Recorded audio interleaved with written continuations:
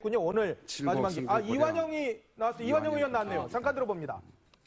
중앙일보 보도와 관련해 명백히 사실무근이라는 입장을 말씀드리겠습니다. 저는 국정조사에서 박헌영 과장이 위정을 하도록 부탁을 하거나 지시한 적이 전혀 없습니다. 정동춘 K스포츠 이사장과 12월 4일 처음 만나 정 이사장은 박헌영 과장이 고영태가 들고 다니는 것을 봤다.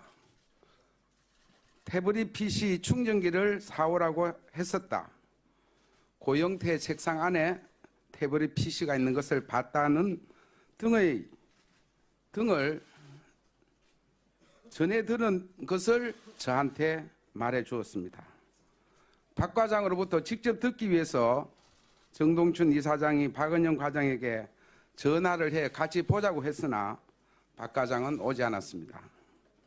그 후 정동춘이 다시 전화를 해서 박헌영 과장이 12월 8일 날 JTBC의 태블릿 PC 입수 관련 해명 보도를 보고 나서 정 이사장 자신에게 한 말이라면서 다음과 같이 전해 주었습니다.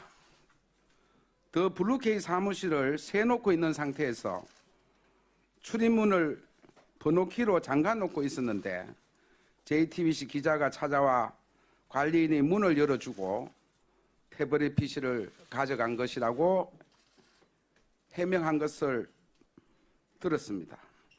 이미 충전기를 사오라고 했고 고영태 책상에 있는 것을 봤기 때문에 이는 사실상 절도에 가까운 거 아닌가, 또 언론기관의 보도 윤리 문제가 아닌가 하는 말을 했습니다. 위에 언급된 정 이사장의 말을 직접 확인하기 위해서 다음날 아침에 정 이사장을 직접 만나 재확인했습니다. 정 이사장은 전날 제게 말해준 내용과 동일하게 진술하고 사실이 그렇다 하더라도 국회의원이 전해 들은 말을 언론에 공개하는 것은 적절치 않으니 박헌영 과장과 상의해 박 과장이 언론에 직접 해야지 국회의원이 언급하는 것은 적절치 않다는 취지의 말을 하고 돌려보냈습니다. 본 의원은 정 이사장이 전해준 말을 확인하려 했으나 박헌영 과장이 직접 만나주지 않은 점을 보고 신빙성이 없다고 보고 질의 준비조차도 하지 않았습니다. 본 의원이 박헌영 과장에게 위정하라고 했다면 12월 13일 박헌영 정인에게 왜 그런 똑같은 내용의 질문을 하지 않았겠습니까? 그리고 박헌영 과장이 태블릿 PC는 최순실 거라고 정언한 것을 보더라도 사실이 아님을 여러분은 아실 겁니다.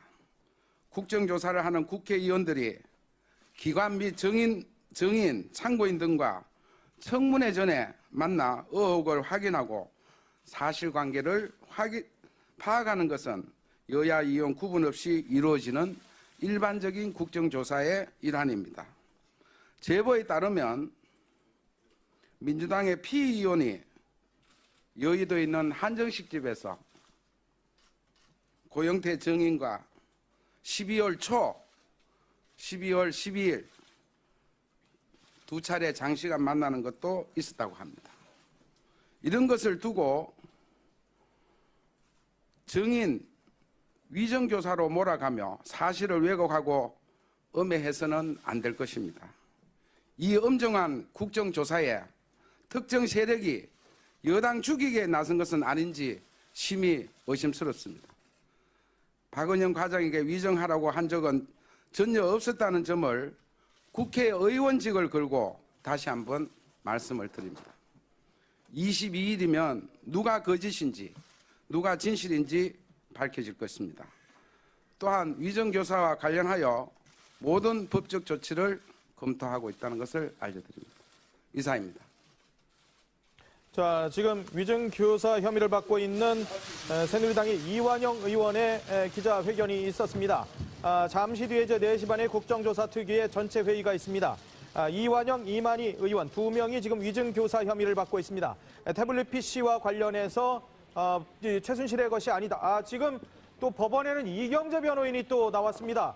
바쁘네요. 이경재 변호인의 얘기를 들어봅니다. 그냥 말씀하시면 이거 한번 좀 들어주셔야 되는데 그냥 말씀하시면 돼요. 준비 절차 기일에 저희들이 뭐 1시간 반 동안 변호인으로서 할 수 있는 얘기는 다 했습니다. 여기 공동 변호인으로 제가 같이 참여했습니다. 오늘 변호인 그 최서원의 변호인으로서 얘기를 중점적으로 한 부분은 역시 문제가 되고 있는 공모 관계입니다. 피고인과 그다음에 안종범 수석 대통령 간에 3자 공모가 있었느냐 없었느냐 이 점에 대해서 공모가 없었다는 점을 강조를 하고 이 점에 대한 철저한 입증이 또 심리가 있기를 기대하면서 말씀을 드렸습니다. 그리고 국정농단의 그 결정적인 증거라고 제시된 태블릿 PC에 관해서 저희들이 검찰에서 실물을 보여주지 아니해서 실물을 하나 중고 시장에서 실물을 하나 구했습니다. 그랬는데 오늘 이 태블릿 PC에 관해서는 법원 측에 감정이 필요하다는 이유를 상세히 설명을 했습니다. 그래서 재판부는 이 태블릿 PC, JTBC가 검찰에 제공했다는 태블릿 PC에 대한 감정 채택 여부에 대해서 조만간 결정하리라고 생각됩니다. 아마 이 부분은 감정이 채택될 것으로 보고 있습니다. 검찰은 이에 대해서 이 태블릿 PC는 정호성 피고인에 대한 공소 사실에만 있고 최에 대한 공소 사실 없으니 최의 변호인이 이걸 주장하는 것은 부당하다라는 이런 취지를 얘기하고 있으나 그렇지 않습니다. 이것은 그 최의 전체 범죄 사실에 관해서 양형에 지대한 결정적인 영향을 미칩니다. 그래서 이 점을 강조를 했습니다. 그리고 검찰의 수사 과정에서 여러 가지 바람직하지 않는 수사 방식이 있었다는 점을 말씀드렸습니다. 그리고 다음 기일에 본격적으로 변호인 측에서 법률상 사실상 문제점에 관해서 자세히 말씀드리고 나름대로 일정 계획까지 밝히려고 합니다. 감사합니다. 공소장 확인 사실 중에서 몇 가지를 인정하시고 몇 가지를 인정하지 않으십니까? 여기 법조 기자분들이 잘 알다시피 이게 피고인에 대한 공소 사실이 11개로 구성되어 있습니다. 11개인데 그 가운데 8개는 대통령과 안종범 수석, 피고인 3자 공모 형태로 되어 있습니다. 그래서 3자 공모가 없었다는 거기 때문에 8가지 범죄에 대해서 전부 공모 자체가 존재하지 않기 때문에 범죄 사실이 인정되지 않습니다. 그리고 안종범 수석과 피고인 간에 2자 공모가 또 하나 더 있습니다. 그 부분 역시 안종범 수석과 피고인은 서로 알지 못하는 사이이기 때문에 공모 사실이 인정되지 않습니다. 그리고 그다음에 사기 미수 부분은 연구 용역에 대해서 신청을 했는데 그 용역 제안서를 받아본 업체가 이걸 채택하지 않았다. 이 사기 미수로 되어 있습니다.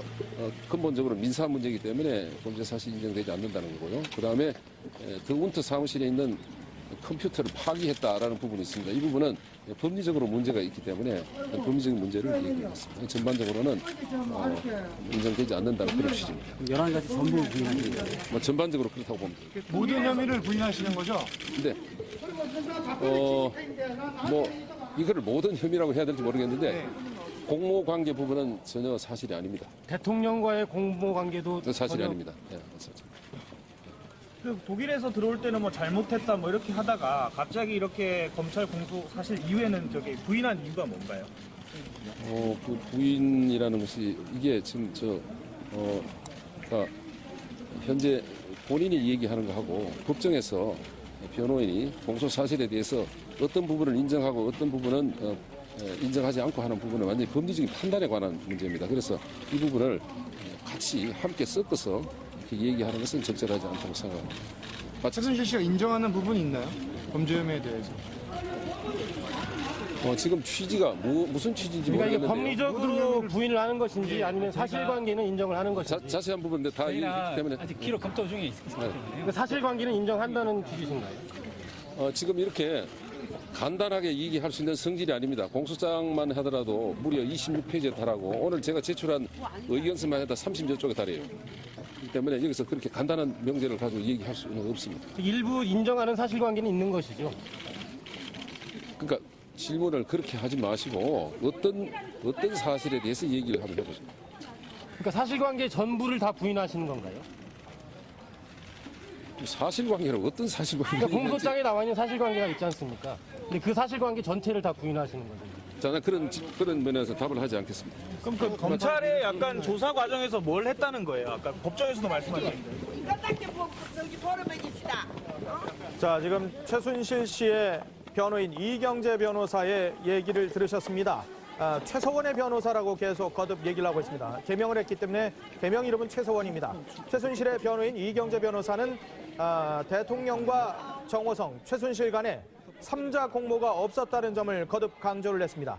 그리고 최순실과 안종범은 모르는 사이이기 때문에 2자 공모 역시도 없었다는 점을 얘기하고 있습니다. 공소사실 검찰이 11개를 제기했습니다. 이 가운데 8개가 3자 공모 부분이라서 모두 부인을 했다라고 얘기를 했습니다.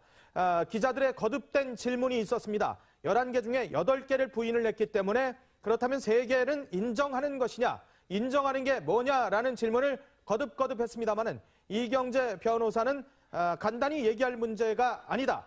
일부 인정하는 건 어떤 것이냐라고 기자들이 또 질문을 하니 질문을 그렇게 하지 말아달라라고 하면서 외면을 하고 결국은 가버리는 그런 모습이었습니다. 결국 인정한다라는 얘기는 단 한마디도 없었습니다.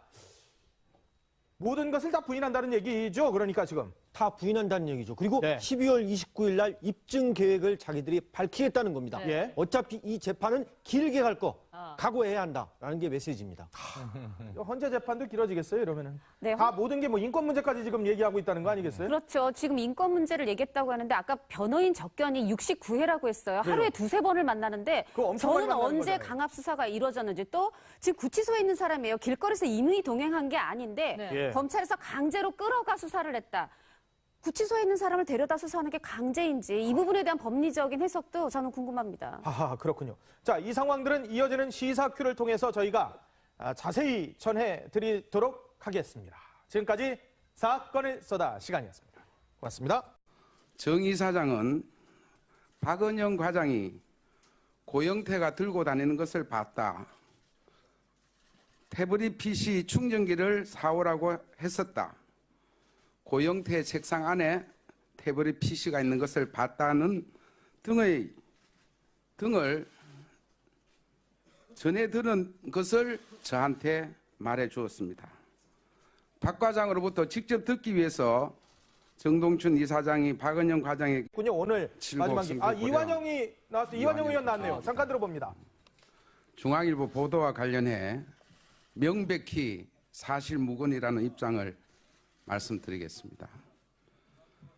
저는 국정조사에서 박헌영 과장이 위정을 하도록 부탁을 하거나 지시한 적이 전혀 없습니다. 정동춘 K스포츠 이사장과 12월 4일 처음 만나 위에 언급된 정 이사장의 말을 직접 확인하기 위해서 다음날 아침에 정 이사장을 직접 만나 재확인했습니다. 정 이사장은 전날 제게 말해준 내용과 동일하게 진술하고 사실이 그렇다 하더라도 국회의원이 전해 들은 말을 언론에 공개하는 것은 적절치 않으니 박은영 과장과 상의해 박 과장이 언론에 직접 해야지 출입문을 번호키로 잠가놓고 있었는데 JTBC 기자가 찾아와 관리인이 문을 열어주고 태블릿 PC를 가져간 것이라고 해명한 것을 들었습니다. 이미 충전기를 사오라고 했고 고영태 책상에 있는 것을 봤기 때문에 이는 사실상 절도에 가까운 거 아닌가, 또 언론기관의 보도윤리 문제가 아닌가 하는 말을 했습니다. 예, 전화를 해 같이 보자고 했으나 박 과장은 오지 않았습니다. 그 후 정동춘이 다시 전화를 해서 박은영 과장이 12월 8일 날 JTBC의 태블릿 PC 입수 관련 해명 보도를 보고 나서 정 이사장 자신에게 한 말이라면서 다음과 같이 전해 주었습니다. 더 블루케이 사무실을 세놓고 있는 상태에서